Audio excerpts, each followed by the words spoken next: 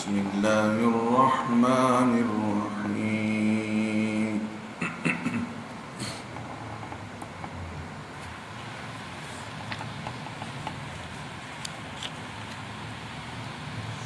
أم حسبتم أن تدخلوا الجنة ولما يأتكم مثل الذين خلوا من قبلكم مستهم البأساء والضراء وزلزلوا حتى يقول الرسول والذين آمنوا معه متى نصر الله ألا إن نصر الله قريب يسألونك ماذا ينفقون قل ما أنفقتم من خير فللوالدين والأقربين واليتامى والمساكين وابن السبيل وما تفعلوا من خير فإن الله به عليم كتب عليكم القتال وهو كره لكم وعسى أن تكرهوا شيئا وهو خير لكم وعسى أن تحبوا شيئا وهو شر لكم والله يعلم وأنتم لا تعلمون صدق اللہ العظیم. محترم بزرگان دین، پچھلی مجلس میں آپ حضرات کے سامنے صفات باری تعالی، اللہ رب العزت کے جو صفات ہیں اس کے متعلق کچھ باتیں آئیں کہ اللہ رب العزت نے ایک آیت میں ارشاد فرمایا کہ ان کافر لوگوں کو اس بات کا انتظار ہے کہ اللہ تعالی بادل کے سائبانوں میں آ کر اور ساتھ میں فرشتے بھی آ کر ان لوگوں کے سامنے دین کو بتائیں گے اور جو ہے اللہ رب العزت دنیا والوں کو دکھائی دیں گے، اس بات کا انتظار ہے. تو اس آیت کے متعلق یہ بات آئی تھی کہ اللہ تبارک و تعالی کی تجلی کل قیامت کے دن ظاہر ہوگی. لوگ اللہ رب العزت کو لوگوں کو اللہ تعالیٰ کی ذات دکھائی دے گی، یعنی اللہ کی تجلی اور آپ اللہ رب العزت کے انوارات نظر آئیں گے. اور اللہ رب العزت کے متعلق جو ایک مسئلہ چھیڑا جاتا ہے کہ اللہ رب العزت کہاں ہیں، آسمانوں میں ہیں کہ دنیا کی ہر جگہ پر ہیں، تو اہل سنت والجماعت کا یہ عقیدہ آپ حضرات کے سامنے پیش ہوا کہ اللہ رب العزت ہر جگہ ہیں. قرآن کے اندر بھی اس کا تذکرہ ہے اور خود اللہ رب العزت بھی ارشاد فرماتے ہیں کہ اللہ کی ذات ہر جگہ پر موجود ہے. اللہ تعالیٰ جسم سے پاک ہے، اللہ تعالیٰ زمانے سے پاک ہے، اللہ تعالیٰ پیدائش سے پاک ہے، موت سے پاک ہے، جسم سے پاک ہے. اللہ تعالیٰ پرانا نہیں ہے بلکہ ہمیشہ سے ہے اور ہمیشہ رہنے والا ہے. اگر اللہ کی ذات کو پرانا مان لیا جائے تو یہ معنی معلوم ہوگا کہ اللہ رب العزت پہلے نیا بھی تھا، یعنی اللہ رب العزت پہلے نئے تھے، آج پرانے ہیں. تو جو چیز نئی ہوتی ہے وہ پرانی بھی ہوتی ہے اور جو چیز پرانی ہوتی ہے وہ ایک دن ختم بھی ہو جاتی ہے. اللہ کی ذات ایسی نہیں ہے بلکہ اللہ ہمیشہ سے ہیں، ہمیشہ رہیں گے. اور آگے چل کر یہ بات آئی تھی کہ اللہ رب العزت نے بتایا تھا کہ اللہ کے نبی ان بنی اسرائیل سے پوچھئے کہ کتنی ہماری نعمتیں ہم نے ان کو اپنے انعامات سے نوازا، ہماری کتنی انعامات اور اکرام سے ہم نے ان کو نوازا، اور ان کے سامنے کھلی ہوئی دلائل قرآن و حدیث کی شکل میں کھلی باتیں ہم نے ان کے سامنے پیش کیا اور ان کے ساتھ انعامات اور اکرام کیا. ان کو آسمان سے دسترخوان اتارے گئے، انبیاء علیہ السلام مسلسل بنی اسرائیل میں بھیجے جاتے رہے اور بڑا ہی خصوصی معاملہ اللہ نے بنی اسرائیل کے ساتھ اس لیے کیا کہ یہ بنی اسرائیل کیا تھی؟ نبی کی اولاد تھی. حضرت یعقوب علیہ السلام کی اولاد جو چلی ہے اسی کو بنی اسرائیل کہتے ہیں. تو اللہ نے ان کے ساتھ بڑا ہی پرائیویٹ معاملہ کیا تھا. تو اللہ نے اس کو بیان کر کے فرمایا کہ جو اللہ کی نعمت کو بدل دیتا ہے، اللہ کی نعمت کو اللہ کی نافرمانی سے بدل دیتا ہے۔ ایک ہے اللہ کی نعمت کے استعمال کرنا اور شکر بجا لانا، ایک ہے اللہ کی نعمت کو استعمال کرنا اور اللہ کی نافرمانی کرنا، ناشکری کرنا۔ اللہ فرماتے ہیں اللہ کی نعمت کو جو بدل دے، جبکہ اس کے پاس قرآن کی باتیں، اللہ کے طرف سے جو باتیں دین کے بارے میں اتاری جانی ہوں، وہ ساری باتیں آنے کے بعد، تو پھر اللہ رب العزت بڑی سخت سزا دیں گے ایسے لوگوں کو۔ پھر بتایا گیا کہ دنیا کی زندگی یہ کافروں کے لیے ہم نے اس کو سنوار دیا ہے، یہاں کی زینت، یہاں کی خوبصورتی کی، یہاں کی دنیا کو ہم نے کس کے لیے؟ کفر الحیات الدنیا، جو لوگوں نے کفر کیا ان لوگوں کے لیے اس دنیا کی زندگی کو سزا دی، ہم نے مزین کر دیا ہے، خوبصورت بنا دیا ہے۔ یہاں کی ہر چیز کے اندر ان کو خوبصورتی نظر آتی ہے، اٹریکشن نظر آتا ہے، اسی لیے یہ کافر لوگ اسی دنیا کے پیچھے بھاگتے ہیں، گاڑیوں کے پیچھے، بنگلوں کے پیچھے، دنیا کمانے کے پیچھے۔ اور فرمایا یہ لوگ کیا کرتے ہیں؟ دنیا کے اندر ایمان والوں کو دیکھ کر ہنستے ہیں، مذاق اڑاتے تھے۔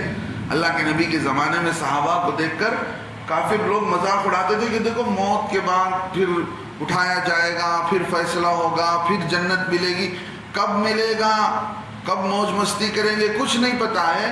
جنت کے وہ وعدے کو لے کر اس دنیا کے اندر جو بھی ہم مستی کر سکتے تھے، مزہ کر سکتے تھے، یہ کیسے بیوقوف صحابہ ہیں کہ انہوں نے چھوڑ دیا، یہاں دنیا سے فائدہ اٹھانے کو چھوڑ کر آخرت کی امید لگائے بیٹھے ہیں۔ اللہ رب العزت نے فرمایا والذین اتقوا فوقهم یوم القیامہ، اور جو لوگ متقی ہیں، اللہ سے ڈرنے والے ہیں، ان سے اونچے درجے میں کل قیامت کے دن ہوں گے، اور اللہ رب العزت کے یہاں ان کو خصوصی درجہ ملے گا۔ اللہ تعالیٰ جسے چاہتے ہیں خوب روزی دیتے ہیں۔ آگے اور بیان ہوا کہ امت ایک ہی امت تھی، حضرت آدم علیہ السلام سے لے کر سارے لوگ ایک ہی دین پر تھے، ایک ہی ملت پر تھے۔ اللہ لوگ آپس میں لڑ بھڑ کر کے دین کے معاملے میں اختلاف اختیار کر لیے۔ اللہ نے ہر زمانے میں نبیوں کو بھیجا، جو نبی ڈراتے تھے، خوشخبری سناتے تھے، اور وہ نبی اپنے ساتھ کتابوں کو لے کر آتے تھے تاکہ فیصلہ کرے لوگوں کے جھگڑوں کا۔ اور جن لوگوں اور اختلاف کن لوگوں نے کیا؟ جھگڑا انہی لوگوں نے کیا جن کو پہلے سے کتاب دی گئی تھی۔ حالانکہ جھگڑا کس کا ہونا ہوتا ہے؟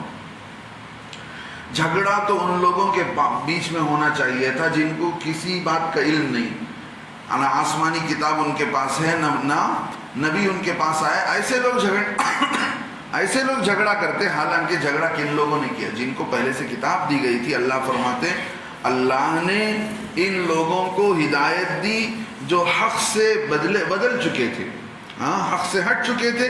اللہ نے اپنی مرضی سے ان لوگوں کو ہدایت دی۔ اللہ جسے چاہتا ہے ہدایت دیتے ہیں۔ اب جو آج آپ حضرات کے سامنے آیت پڑھی گئی، اس میں اللہ فرماتے ام حسبتم، تمہارا کیا خیال ہے، کیا تمہارے گمان ہے کہ ان تدخلوا الجنہ، کہ تم جنت میں چلے جاؤ گے، جنت میں داخل ہو جاؤ گے، ولما یأتکم، جبکہ تمہارے سامنے نہیں آئی ان لوگوں کی زندگی، نہیں آئی ان لوگوں کے حالات، ان لوگوں کی زندگی، الذین خلو من قبلکم، جو تمہارے سے پہلے دنیا سے چلے گئے، تم سے پہلے دنیا سے جو لوگ چلے گئے ان کی زندگی، ان لوگوں کے جیسے حالات تمہارے سامنے پیش نہیں آئے ہیں۔ ان کے ساتھ کیا ہوا؟ ان کو ایسے ہی فری میں جنت دے دی گئی؟ اللہ فرماتے نہیں، مستہم البأساء والضراء، تکلیفوں اور سختیوں نے ان کو جھنجھوڑ دیا، ایسی تکلیفیں آئیں دنیا کی زندگی میں، ایسے حالات آئے نبی کو ماننے کی وجہ سے، اللہ کی وحدانیت کو اختیار کرنے کی وجہ سے، مسلمان بن کر زندگی گزارنے کی وجہ سے سختی اور تکلیفوں کے ایسے حالات آئے، وزلزلوا، اور وہ جھنجھوڑ دیے گئے، سمجھ رہے، ان کو ہلا دیا گیا، حتیٰ یہاں تک کہ ایسے حالات آئے۔ اللہ فرماتے ہیں کہ دیکھو یقول الرسول والذین آمنوا، اب ایسی تکلیفیں پہنچی کہ یہ لوگ بالکل ان کو ہلا دیا گیا، جھنجھوڑ دیا گیا، اور ایک ترجمہ یہ کیا گیا جھڑجھڑا دیا گیا، یعنی بالکل حالات میں ڈال کر ان کو، جیسے گندا کپڑا ہوتا ہے واشنگ مشین میں ڈال کر کس طرح اس کو گھمایا جاتا ہے اوپر نیچے، حالات میں ایمان والوں کو ایسے اوپر نیچے کیا گیا۔ تو اللہ فرماتے ہیں حتی یقول الرسول، یہاں تک کہ رسول نے کہا، والذین آمنوا معہ، اور جو لوگ رسول کے ساتھ ایمان لا چکے تھے، دونوں نے مل کر کیا کہا؟ نبی نے بھی اور نبی کے ساتھ جو ایمان لا لیے تھے دونوں نے مل کر کہا، متی نصر اللہ، اللہ کی مدد کب آئے گی؟ کیا سوال کرنے لگے بھائی؟ اللہ کی مدد کب آئے گی؟ اللہ نے فرمایا قریب، خبردار، الا سنو، ان نصر اللہ قریب، اللہ کی مدد تو ابھی قریب میں پہنچنے والی، ابھی تم کو پہنچنے والی ہے، ابھی تم کو ملنے والی ہے، سمجھ رہے؟ ایک موقع پر صحابہ رضی اللہ عنہم نے اللہ کے نبی صلی اللہ علیہ وسلم سے حالات کی شکایت کی، غالباً حضرت خباب رضی اللہ عنہ کی روایت ہے، انہوں نے اللہ کے نبی صلی اللہ علیہ وسلم سے اس بات کی شکایت کی کہ ہم پر ایسے ایسے حالات آ گئے ہیں۔ اللہ کے نبی صلی اللہ علیہ وسلم نے فرمایا کہ دیکھو تم سے پہلے لوگوں پر کیا حالات آئے تم کو معلوم ہے، تم سے پہلے لوگ جو ایمان لائے تھے ان کے سر پر آرا رکھا جاتا، پھر اس آرے کو چلایا جاتا تو سر سے لے کر پیر تک جسم کے 2 ٹکڑے کر دیے جاتے، اور وہ لوگ اپنے ایمان پر باقی رہتے، ان اپنے ہاتھوں سے ایمان کو نہ چھوڑتے۔ اور کچھ لوگوں پر ایسے حالات آئے کہ ان کو لوہے کی کنگھیوں سے ان کے جسم کے چمڑے کو ادھیڑ دیا گیا، ان کے جسم کے گوشت کو ان کی ہڈیوں سے الگ کر دیا گیا۔ ایسے سخت حالات آئے، وہ لوگ اپنے ہاتھ سے ایمان کو نہیں چھوڑے، جمے رہے۔ اللہ کے نبی صلی اللہ علیہ وسلم یہ سنا کر فرمایا تم لوگ تو جلدی کر رہے ہو، کیا کہنے لگے؟ تم لوگ تو جلدی مچا رہے ہو۔ تو مطلب یہ ہے اللہ رب العزت یہ بتانا چاہتے ہیں اس آیت کے اندر کہ جنت کیا نہیں ہے؟ سستی نہیں ہے۔ جو لوگ دنیا کے اندر جنت کو سستی بتاتے ہیں، جنت کو معمولی سمجھتے ہیں، اللہ غفور الرحیم ہے، اللہ معاف کر دیں گے، آسانی کے ساتھ مرنے کے بعد کیا ہو جائے گا؟ جنت مل جائے گی، یہ کوئی گارنٹی نہیں ہے۔ اللہ کے نبی صلی اللہ علیہ وسلم ایک حدیث میں فرماتے ہیں حفت الجنت بالمکاری، ناپسندیدہ چیزوں سے اللہ نے جنت کو گھیر دیا ہے۔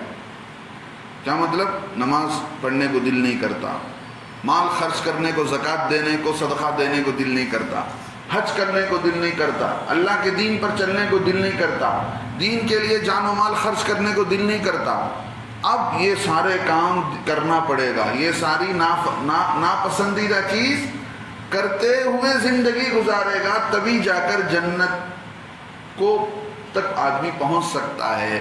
اور آگے فرمایا اللہ کے نبی علیہ السلام نے وَحُجِبَتِ النَّارُ بِالشَّهَوَاتِ، جہنم کو اللہ نے خواہشات سے ڈھک دیا ہے۔ جتنی خواہشات کو پوری کرنے کے پیچھے آدمی پڑے گا، یہ خواہش بھی پوری ہو جائے، یہ بھی پوری ہو جائے، یہ بھی پوری ہو جائے، ان خواہشات پر چلتے چلتے چلتے چلتے آدمی کیا کہاں پہنچے گا؟ جہنم میں پہنچ جائے گا۔ اسی لیے جنت بڑی سستی چیز، بہت مہنگی چیز ہے، بڑی دنیا کے اندر بہت تکلیف اٹھانی پڑے گی، دنیا کے اندر تکلیفیں، مصائب اٹھانی پڑیں گی اللہ کے دین کے خاطر، سمجھ رہے ہیں؟ اللہ کے دین کے خاطر آدمی کو تکلیف اٹھانا پڑے گا، مصیبتیں اٹھانی پڑیں گی، اور ہر حال میں دین پر اپنے کو جمائے رکھنا پڑے گا۔ جو بھی حال آئے اپنے کو دین پر آدمی جمائے رکھے، تب جا کر آدمی کہیں امید کر سکتا ہے کہ میرے ساتھ اب کیا ہوگا؟ اللہ رب العزت ہو سکتا ہے اللہ مجھے معاف کر دیں، مجھے جنت مل جائے، تب جا کر آدمی سوچ سکتا ہے۔ کچھ لوگ ایسے ہوں گے کل قیامت کے دن جو لوگ بڑے سادے سیدھے لوگ ہوں گے، حدیث پاک میں بتایا گیا جنت میں سیدھے سادے لوگ آسانی سے پہنچ جائیں گے، اور جو لوگ بڑی عقل چلاتے تھے دین کے معاملے میں، اپنے دماغ کو ہی سب کچھ سمجھتے تھے، ایسے لوگ پھنس جائیں گے۔ ایسے لوگوں کی بڑی تعداد جہنم میں ڈالی جائے گی جو دین کو چلنے کے لیے اپنی عقل کو بیچ میں لاتے تھے۔ یہ حدیث کی کتابوں میں صبح ہی میں نے پڑھی یہ بات تو معلوم یہ ہوا کہ آدمی کو اللہ کے دین کے معاملے میں جو بھی ہو تکلیفوں پر اللہ کے نبی کی زندگی ہم اٹھا کر دیکھیں، صحابہ کی زندگی اٹھا کر دیکھیں، مصیبتوں سے، حالات سے ان کی زندگی بھری پڑی ہے۔ اس سے معلوم ہوتا ہے کہ مصیبتیں اور حالات اللہ رب العزت ایمان والوں پر لائیں گے اور ایمان والوں کو اس پر جمنا پڑے گا۔ اسی لیے بتایا گیا کہ محنت اور مشقت جو دنیا کے اندر آدمی اٹھاتا ہے اس کے الگ الگ درجات ہیں۔ پہلا درجہ تو یہ ہے کہ آدمی بغیر مشقت، کوئی بھی مشقت اس کو تکلیف نہیں پہنچتی ہے، بغیر مشقت اور تکلیف کے کل قیامت کے دن اللہ رب العزت اس کو بخش دیں گے اور وہ جنت میں داخل ہو جائے گا۔ یہ لوگ کون تھے؟ جو یہ بالکل معمولی درجے کے لوگ تھے، جن کا درجہ اللہ کے پاس جتنا اونچا ان کے ساتھ اتنی ہی آزمائشوں اور امتحان کا رہا۔ حدیث پاک میں اللہ کے نبی فرماتے اشد الناس بلاء الانبیاء، سب سے زیادہ تکلیفوں اور مصیبتوں میں انبیاء ہوتے ہیں۔ ثم الامثل فالامثل، پھر نبی کے بعد جس کا درجہ اللہ کے ہاں جتنا بڑا ہوتا ہے اس پر مصیبتیں آتی ہیں، پھر اس پر مصیبتیں آتی ہیں۔ معلوم کیا ہوا؟ دنیا میں مصیبتیں اور حالات کا آنا کس کے ساتھ ہوتا ہے؟ اللہ کے نیک بندوں کے ساتھ ہوتا ہے۔ اللہ تعالیٰ ہر ایک کو نہیں آزماتے، اللہ تعالیٰ اپنے چہیتوں پر حالات لاتے اور چہیتوں کو آزماتے ہیں۔ لہذا اللہ کے نبی صلی اللہ علیہ وسلم نے بتا دیا۔ اب جو ہے آگے اللہ فرماتے ہیں یسألونک، اے نبی علیہ السلام آپ سے لوگ آ کر پوچھتے ہیں ماذا ينفقون، کہ کیا خرچ کریں۔ ہمارے پاس جو مال ہے، اب بات آ گئی کہ جنت میں جانے کے لیے آدمی کو تکلیف برداشت کرنا پڑے گا، حالات پر جمنا پڑے گا، دین پر چلنا پڑے گا۔ اب دین پر چلنے کے لیے آدمی کو کیا کرنا ہے؟ مال بھی خرچ کرنا ہے۔ اب اللہ کے نبی علیہ السلام سے لوگ آ کر پوچھتے تھے اللہ کے نبی علیہ السلام ہم پیسے جو ہمارے پاس آتے ہیں ہم اپنے مال میں سے کتنا خرچ کریں، کس کس پر خرچ کریں؟ اللہ فرماتے ہیں ماذا ينفقون، لوگ آ کر آپ سے پوچھتے ہیں کیا خرچ کریں؟ اے نبی علیہ السلام ان سے کہیے قل ما انفقتم من خیر فللوالدین، جو کچھ تم خرچ کرو مال میں سے، ما انفقتم من خیر، جو کچھ تم خرچ کرو مال میں سے، کس کے لیے خرچ کرو؟ فللوالدین، والدین کا بڑا حق ہے، اس لیے تم کس پر خرچ کرو؟ والدین پر خرچ کرو، اپنے ماں باپ پر خرچ کرو۔ لوگ کیا کرتے ہیں؟ ماں باپ کو نہیں دیکھتے ہیں، بیوی بچوں میں ایسے مشغول ہو جاتے ہیں کہ ماں باپ تکلیفوں میں، مصیبتوں میں رہتے ہیں، ان کو صحیح طور سے کھانا پینا نہیں ملتا، دوائی نہیں ملتی، کوئی خدمت نہیں کرتا۔ بہت بڑی پکڑ کی بات ہے، جیسا ہم پیش آئیں گے ہمارے بچے ہمارے ساتھ ویسے ہی کریں گے۔ اللہ کے نبی اللہ فرماتے فللوالدین والاقربین، اور قریبی رشتہ دار، جو قریبی رشتہ دار بھائی ہے، بہن ہے، خالہ ہے، پھوپھی ہے، چاچا، جو جتنا قریبی رشتہ دار ہے، نمبر 2۔ نمبر 3 والیتامی، یتیموں پر، جو لوگ یتیم ہیں، اور یتیم بچہ اس وقت تک ہے جب تک کہ وہ بالغ نہ ہو جائے، بچی یتیم اس وقت تک ہے جب تک کہ وہ